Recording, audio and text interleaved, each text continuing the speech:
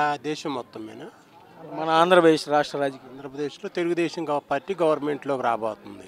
అదే ఎందుకు రావాలని కోరుకుంటున్నాం? ఎందుకనంటే అవతల వైసీపీ పరిపాలన బాగోలేదు కాబట్టి. రాష్ట్రంలో అభివృద్ధి జరగలేదంట. జరగలేదు, అసలు ఏమీ చేయలే. ఒక అభివృద్ధి ఏముంది, అసలు ఎవరికి ఏమీ చేయలే. సచివాలయం వ్యవస్థ అసలు ఏ బాగా పథకాలు ఇక్కడ ప్రజలకు ఉపయోగపడేలాగా ఏ లేవు. ఊరికి ఆయన పార్టీ తరఫున చేసుకోవటమే కానీ ప్రజలకు ఉపయోగపడేట్టు, ప్రజలకు మేలు చేసేట్టు ఏంటి. సంక్షేమ పథకాల వల్ల పేదలు అనేవాళ్ళు లబ్ధి పొందారని చెప్పి అప్పులు తీసుకొచ్చి సంక్షేమ పథకాలు ఇస్తే ఉపయోగం ఏముంది? ఇవాళ వస్తే రేపు ఖర్చు అయిపోతాయి. ఎల్లుండికి ఉండదుగా, ఎల్లుండి మళ్ళీ మామూలే కదా. అభివృద్ధి ఉంటే శాశ్వతంగా ఉండిపోతూ ఉంటుంది. ఒక కాలేజీయో ఒక అభివృద్ధి ఏదైనా జరిగింది.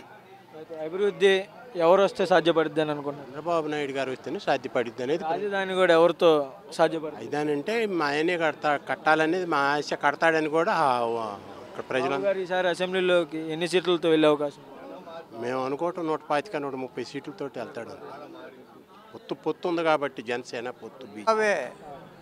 చంద్రబాబు నాయుడు గారిని కోరుకుంటున్నారు. జగన్ పరిపాలన మీకు అభివృద్ధి అనేది కనపడలేదు? ఏముంది, ఏమి లేదుగా. సంక్షేమ పథకాలు, సచివాలయం, వీటన్నిటి గురించి అసలు సంచారం లేవు, ఏం లేవు. ఎవరికి ఇచ్చారు? ఉపయోగం ఉందంటారా? ఏం లేదు. మనిషికి 10 ఏళ్ళు ఇచ్చినా ఓటుకి గెలవడం, అది జగన్ గెలవడం వదిలేయి. అది పంచుతున్నారంట ఇవన్నీ, అన్నీ పంచుతున్నారంట. ఇప్పుడు శ్రావణ్ కుమార్ అండి, ఆయన కొత్తగా వచ్చాడు ఇప్పుడు. చంద్రశేఖర్ మరి జరగబోయే ఎన్నికల్లో ఎవరు అధికారంలోకి వస్తున్నారని చెప్పి మీరు అనుకుంటారు?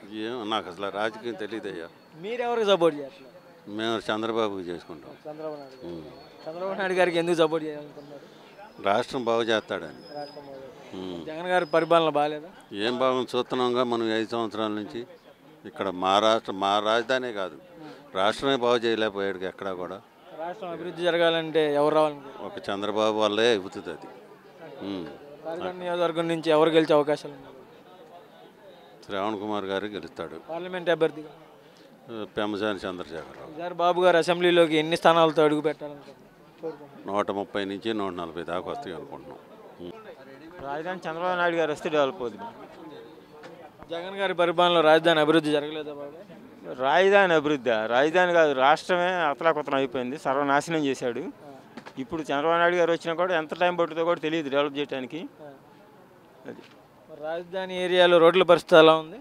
రాజధాని ఏరియాలో ఏంది, ఆంధ్రప్రదేశ్ మొత్తంలో పరమ దరిద్రంగా ఉండే రోడ్ల పరిస్థితి. ఎవడెక్కడ చేస్తాడో కూడా అర్థం కాదు. అభివృద్ధి అనేది ఎవరు వస్తే సాధ్యపడుతుందని అనుకుంటున్నాను? అభివృద్ధి అనేది ఏకైకంగా సిబిఎన్ చంద్రబాబు నాయుడు గారు వస్తేనే అభివృద్ధి సాధ్యమవుతుంది. బాబు గారు అధికారంలో వస్తే ఎన్ని సీట్లతో వచ్చే అవకాశం ఉంది? బాబు 100 పైన. ఇక్కడ తాడికొండ నియోజకవర్గం నుంచి ఎమ్మెల్యే ఎవరు గెలుస్తారని భావిస్తారు? తాటికొండ నియోజకవర్గం నుంచి శ్రావణ్ కుమార్ గారికి అవకాశాలు ఉన్నాయి. పార్లమెంట్ అభ్యర్థిగా ఎవరు గెలవాలి? పార్లమెంట్ అభ్యర్థిగా పెమ్మసాని డెఫినెట్ 100% షూర్. రాజధాని అనేది మరి ఎవరు వస్తే అభివృద్ధి జరిగిద్దని మీరు భావిస్తారు? 33,000 ఎకరాల భూములు ఇచ్చాం రైతులు. మరి అడవి చేసినట్టు చేసి పెట్టాడు. ఆయన చేసింది ఇక్కడ అభివృద్ధి ఏముంది? సంక్షేమం అంటున్నారు, అది ఎప్పుడు ఇచ్చేదేను. ఏదో చోట్ల మా జనాలను మభ్యపెట్టి మోసాలు, దోపిడీలు ఇవే వాళ్ళు చేస్తుంది. గత 5 సంవత్సరాల నుంచి ఇక్కడ రాజధాని ఏరియాలో డెవలప్మెంట్ అనేది జరిగింది. 1000 రూపాయలు గుసికింటికి వచ్చేది, ఇవాళ 10,000 రూపాయలు పెట్టాల్సిన ట్రక్కుకి. అయినా సరే సాధారణమైన వ్యక్తులకి ఎవరికి అందట్లా. ఈ రాజధాని ఏరియాలో రోడ్ల పరిస్థితి ఎలా ఉంది? రోడ్లు అధ్వానంగా ఉన్నాయి. ఏమన్నా చూద్దాం, అధ్వానంగా ఉన్నాయి. రాజధాని అనేది అభివృద్ధి ఎవరితో సాధ్యపడుతుంది? రాజధాని చంద్రబాబు నాయుడుతో గ్యారంటీగా. ఈసారి సీఎం ఎవరవుతారని? ఖచ్చితంగా చంద్రబాబు నాయుడే. బాబు గారు వస్తే ఎన్ని సీట్లతో అసెంబ్లీలోకి అడుగు పెడతారు? 150 తగ్గవు, అసలు తగ్గవు. ప్రజల్లో ఆ రకం తిరుగుబాటు వచ్చింది, ఎవరు చెప్పే పని లేదు. ఇవాళ అసలు నాయకులను చూసే వేయాలనుకోవట్లా, ప్రజల్లో తిరుగుబాటు వచ్చింది. ఈ పరిపాలన మీద అంత వ్యతిరేకత వచ్చింది అనమాట. తాడికొండ నియోజకవర్గం నుంచి ఎమ్మెల్యేగా ఎవరు గెలుస్తారు? ఎమ్మెల్యేగా గ్యారంటీగా ఈయన శ్రావణ్ కుమారే. పార్లమెంట్ అభ్యర్థిగా ఎవరు గెలవబోతున్నారు? పెమ్మసాని చంద్రశేఖర్. ఈసారి జరిగే ఎన్నికల్లో రాజకీయ పరిస్థితి ఎలా ఉండబోతుంది? ఎలా ఉండేది? ఎవరు గెలిచే అవకాశాలు ఎక్కువగా ఉన్నాయి? చంద్రబాబు గెలిచే అవకాశాలు ఎక్కువగా ఉన్నాయి. ఎందుకని చంద్రబాబు నాయుడు గెలిచే అవకాశాలు ఎక్కువ ఉన్నాయి? గెలవాలి. చంద్రబాబు గారు ఆడకపోతే ఇంకేముంది? ఎవడు చేను ఆడికి కూడా ఉండేటట్లేదుగా, ఇళ్ళ చోట్లతో సహా లాక్కు తెంగేటట్టు ఉన్నారుగా. ఏది వాళ్ళు ఒక ఊరికి 20 మంది 30 మంది వాళ్ళే లాక్కు తెంగుతామంటే వీళ్ళందరూ బొచ్చి పట్టుకొని అడుక్కు తెంగాల. ఎవడు తలవాడికి అంటే చట్టం కూడా అంట వాళ్ళ దగ్గర నుంచి కాగితాలు తీసుకోవాలంటే, ఏది పర్మిషన్ తీసుకోవాలంటే ఈఆర్ఓనో ఎవరినో పెడతాడంట. వాళ్ళ దగ్గర ఉన్నాయంట, వాళ్ళు నీకు కాదంటే ఇటు చేను కూడా బాధ్యంట. ఎటువంటి లాయర్లు రోజు ధర్నాలు చేస్తున్నారు కదా. పరిపాలన అనేది ఎవరు సీఎం అయితే అభివృద్ధి కాదు, అద్దాలంగా ఉందనుకోవాలి. 100కి 110 సార్లు, ఒకసారి 100కి 100 కాదు, 100కి 110 సార్లు అంత అద్దాలంగా ఉంది. మన చంద్రబాబే సీఎం అయితేనే రాష్ట్రం బాగుపడుతుంది, లేకపోతే అడుక్కు దిగటమే.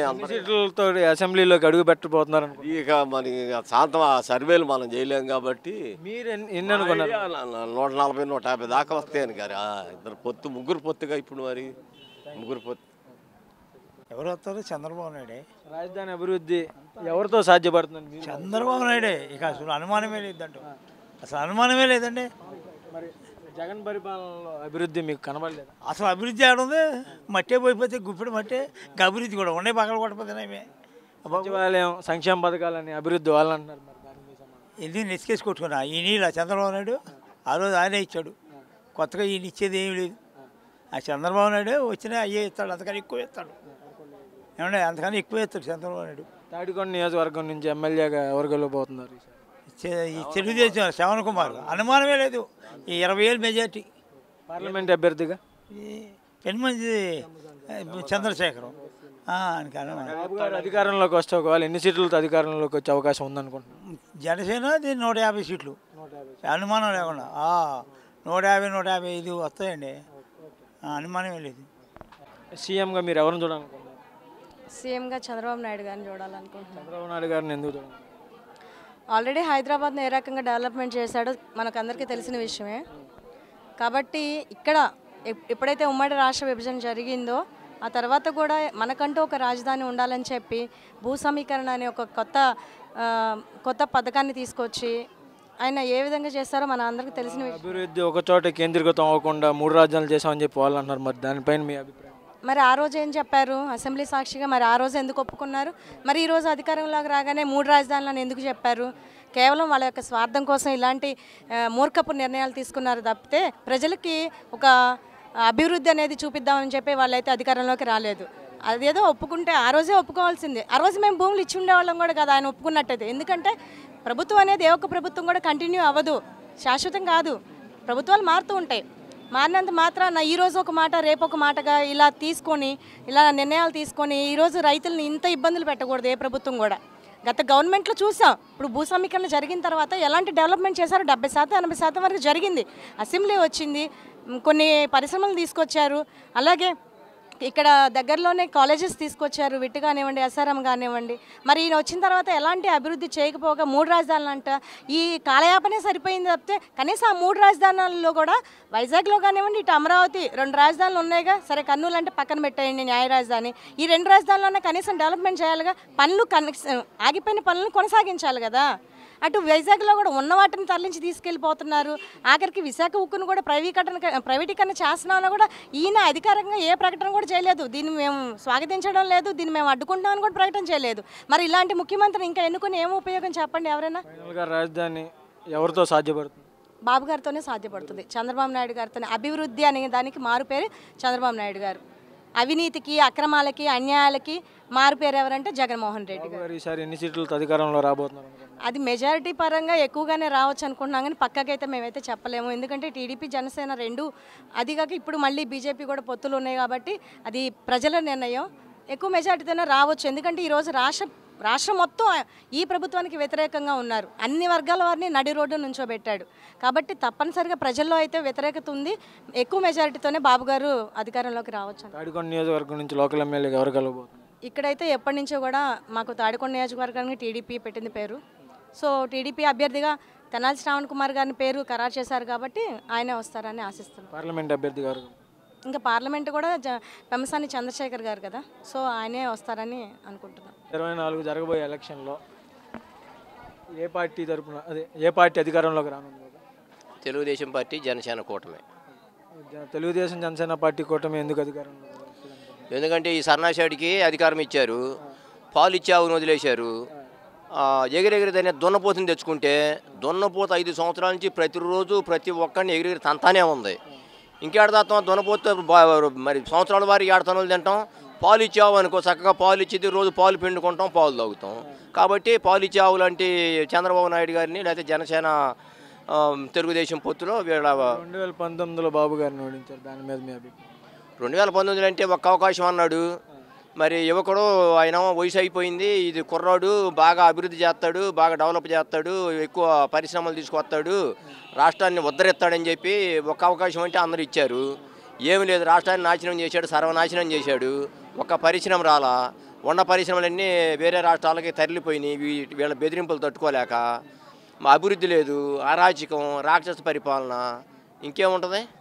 రానున్న రోజుల్లో రాజకీయ పరిస్థితి ఎలా ఉండబోతుంది? రాజకీయ పరిస్థితి ఏం లేదు, అంతా ప్రజలందరూ డిసైడ్ అయిపోయారు. ఈ 5 సంవత్సరాలుగా ఈ రాష్ట్ర ప్రజలందరినీ ఏ విధంగా అయితే ఇబ్బందులకు గురి చేసి, ఏ విధంగా అయితే ఏదింపులకు గురి చేస్తున్నాడో జగన్మోహన్ రెడ్డి మీద కసి తీర్చుకోవడానికి జనమందరూ మంచి కసి మీద ఉన్నారు. ఎప్పుడు ఓట్లు ఎలక్షన్ వస్తాయా, ఎప్పుడు ఓటేసి చంద్రబాబుని గెలిపిద్దాం, జగన్మోహన్ రెడ్డిని ఎప్పుడు ఇంటికి పంపిద్దామని జనమందరూ కూడా ఎదురు చూస్తున్నారు. టీడీపీ జనసేన కూటమికి ఎన్ని సీట్లు వచ్చే అవకాశం? 150 సీట్లు వస్తాయి. ఇక్కడ లోకల్ ఎమ్మెల్యేగా ఎవరు గెలిచే అవకాశం? తెలుగుదేశం పార్టీ తెనాలి శ్రావణ్ కుమార్ గారు, పార్లమెంట్ అభ్యర్థి గారు పెమ్మసాని చంద్రశేఖర్ గారు. ఈసారి సీఎంగా ఎవరిని చూసే అవకాశం ఉందంటారు? మేమైతే చంద్రబాబు గారిని చూసే అవకాశం ఉందనుకుంటున్నాం. బాబు గారిని ఎందుకు చూసే అవకాశం ఉంది? ఒకసారి గుడ్డిగా ఒక్క ఛాన్స్ అన్న ఒక వ్యక్తికి అవకాశం ఇచ్చి చూశారు. మరి అతను అవకాశం ఇచ్చినప్పుడు తను ఏ విధమైన అభివృద్ధి కార్యక్రమాలు చేపట్టలేదుగా. అంటే అది ఎలా చదువుతారండి అని అడగొచ్చు మీరు. రోడ్లే లేవుగా. సచివాలయం అభివృద్ధి అంటున్నారు. అసలు రోడ్డే అయినోడు సచివాలయం ఇది ఏదో వెనకడే సామి చెప్పినప్పుడు మేంక మెతకలేదు, మీసాలుగా సంపంగి తెస్తానని. అసలు నడవడానికి రోడ్డు లేదయా భగవంతుడు. పథకాలు కూడా అభివృద్ధి అంటున్నారు కదా. సంక్షేమ పథకాలు అంటే ఇప్పుడు అసలు రోజువారీ పని చేయడానికి పని లేదు, సరైన ఆదాయం లేదు, దానికోసం పరిశ్రమలు లేవు, చదువుకున్నాడికి ఉద్యోగం లేదు, చేయడానికి చేసేవాడికి పని లేదు. పని చేయాలంటే ఇసుక ఇవ్వడం. అంతకుముందు గవర్నమెంట్ ఉచితంగా ఇసుక ఇచ్చింది, అన్యాయం చేసింది అన్నాడు. నువ్వేం చేసావు? ఆన్లైన్లో పెట్టానన్నావు. ఆన్లైన్ అంటే ఎవరు? నీ వాళ్ళకా? ఇక్కడి నుంచి ఇతర రాష్ట్రాలకు అమ్ముకునేది. ఈ రాష్ట్రంలో అభివృద్ధికి నువ్వు ఏం చేసావు? పని వాళ్ళకి కింద స్థాయి నుంచి పని కల్పించాలి, పై స్థాయి నుంచి చదువుకున్న వాళ్ళకి ఉద్యోగాలు కల్పించాలి. జాబ్ క్యాలెండర్ అన్నావు, వేయలేదు. డిఎస్సీ అన్నావు, వేయలేదు. మరి సిపిఎస్ రద్దు అన్నావు, ఉద్యోగులకి చేయలేదు. స్టార్టింగ్ 8 నెలలకే రాజధాని మార్చేసాను అన్నావు. మరి అంతకుముందే చెప్పొచ్చుగా ఈ రాజధాని గురించి. నాకు ఏదో ఆలోచనలు ఉండే, నా బుర్రలో ఉండే, నా కేంద్రంతో పని లేదు. 30,000 ఎకరాల పైన తీసుకొని మీరు చేత అయితే నేనైతే ఇల్లు కట్టుకున్నాను. నీ పక్క వాళ్ళతో మీ మంత్రులతో ఏం చెప్పించావు? ఆయన అంటే చెబుతాడు. మరి రాష్ట్రం ఎవరు వస్తే అభివృద్ధి జరిగిద్దని అనుకుంటున్నారు? ఇంక ఇన్ని చేసాక ఇంకెవరు రావాలి? ఇప్పుడు రోజు ఈ రకంగా ఏడిపిస్తుంటే ఆయన రావాలని అనుకున్నాడు. పిచ్చోడు అన్న అవుతాడు, మూర్ఖుడు అన్న అవుతాడు. ఒక మూర్ఖుడిని ఎంచుకున్నాడు, మూర్ఖుడే అవుతాడు కదా. బాబు గారు అధికారంలో వస్తే ఎన్ని సీట్లతో అధికారంలోకి వచ్చారు? మాకు ఈ రాజకీయ లెక్కలు తెలియదండి. మొత్తంగా ఫుల్ మెజారిటీతో బాబు గారు వస్తారు అనుకుంటాం, కానీ మేము సామాన్యులు, మాకు ఈ రాజకీయ లెక్కలు తెలియదు. మీరు అభివృద్ధి అన్నారు, ఏం చేశారన్నారు, వాటికి మాత్రమే చెప్పగలం. మరి ఇక్కడ లోకల్ ఎమ్మెల్యేగా ఎవరు గెలిచే అవకాశం? ఎవరు నిలబెట్టినా గెలుస్తారు. ఏ పార్టీ తరపున గెలుస్తారు? టీడీపీ అంతే. దీనికి పార్టీ టీడీపీకి అంతే. దానికి ఎవరు నుంచో పెట్టినా ఓకే. Thank you.